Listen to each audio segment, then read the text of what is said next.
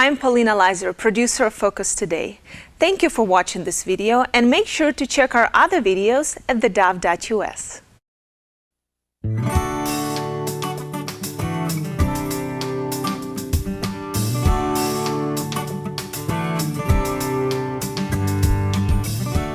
Welcome to Focus Today. I'm your host, Perry Atkinson, and what a delight to have back with us today Jeffrey Stevens. He's actually a rehabilitated attorney. He's not only recovered, he's moved on.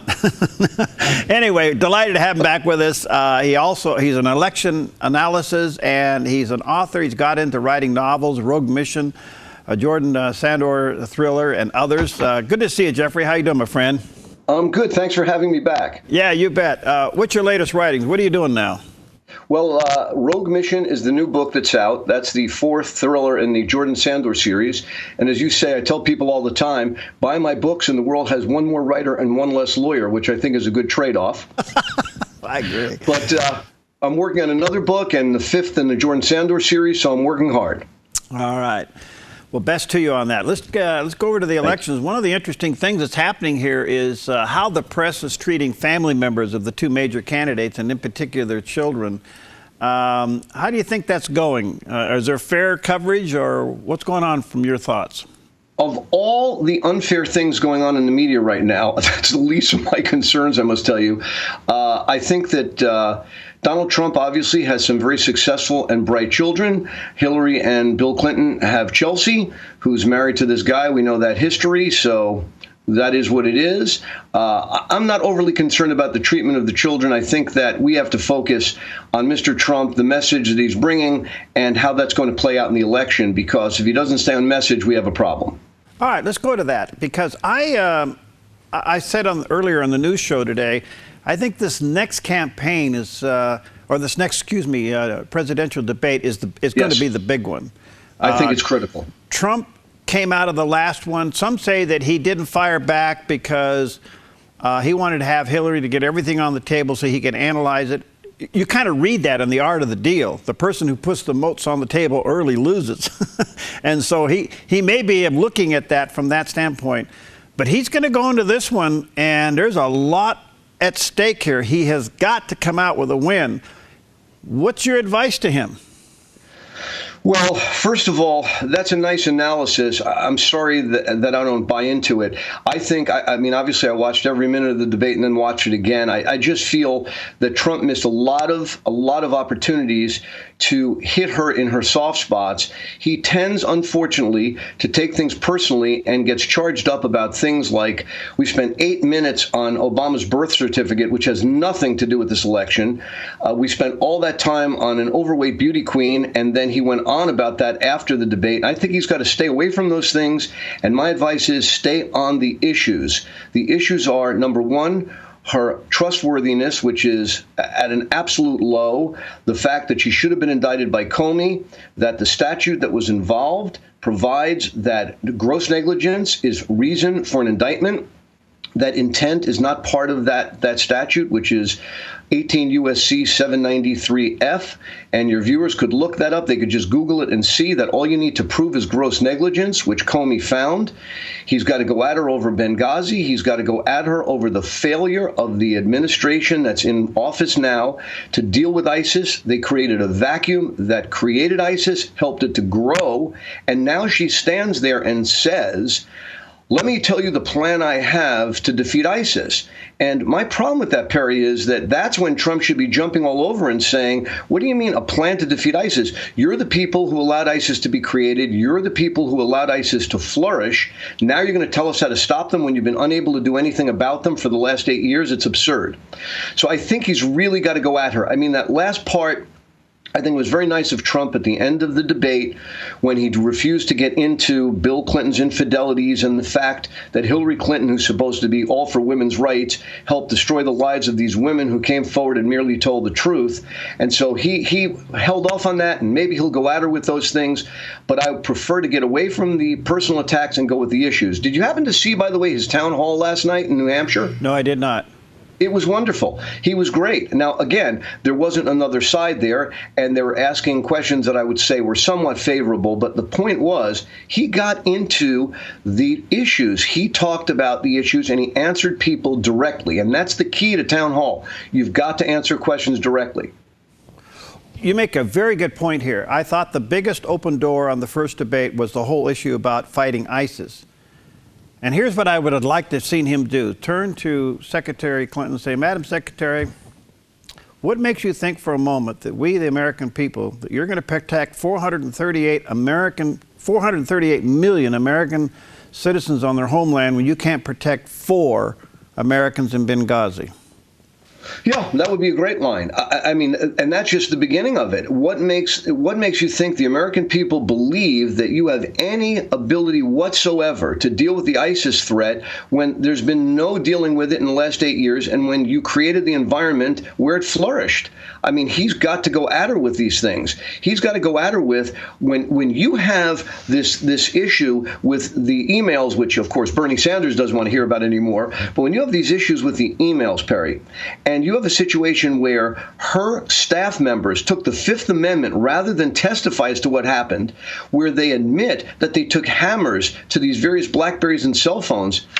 I mean, doesn't she have to answer for that? If Comey is not going to recommend indictment, if Loretta Lynch is not going to indict, at least the American people should be able to see what's going on here, and they should be able to have answers given to them. And these answers have to come straight. I'll tell you something about a town hall debate, by the way. I mean, as you said, I'm a lawyer.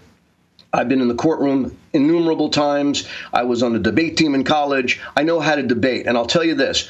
When you have a town hall and people ask you questions, you cannot skirt them. You have to answer them directly, because the public will sniff that out immediately. This is not Lester Holt anymore. This is Mr. and Mrs. America asking questions about issues over which they have concerns: Social Security, jobs, race relations, welfare, immigration, and you have to give direct answers. You can't flub-a-dub. You can't, dodge what these people want to hear, and you've got to tell them the truth. And if they don't like your views, they don't like your views. You can't make everybody happy in this country, but you've got to tell the truth. And he promised that he would tell us the truth. That's what I want to see on Sunday night. Do you think we will have candid questions, or will they be prearranged questions? No, I think they're going to be candid questions. I think these people are coming there and they're going to ask questions, and there's going to be no pre-screening, as I understand it. And these people are going to be out there and they're going to have to say, look, here's what my answer is.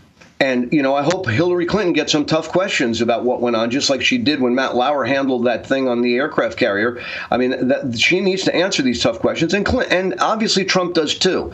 But I think Trump has a vision for the future of this country. Hillary is going to be 4 more years of the same and even worse. And it's scary to me. I mean, look what's going on today, for God's sake. Russia is putting a military base in Syria, and they're talking about renewing a military base in Cuba. And our president isn't even reacting to this. And do you think he will react if they begin to do that? Do you think Obama's going to do anything about it? He hasn't done anything up to now. Why would he do anything about it when these things occur?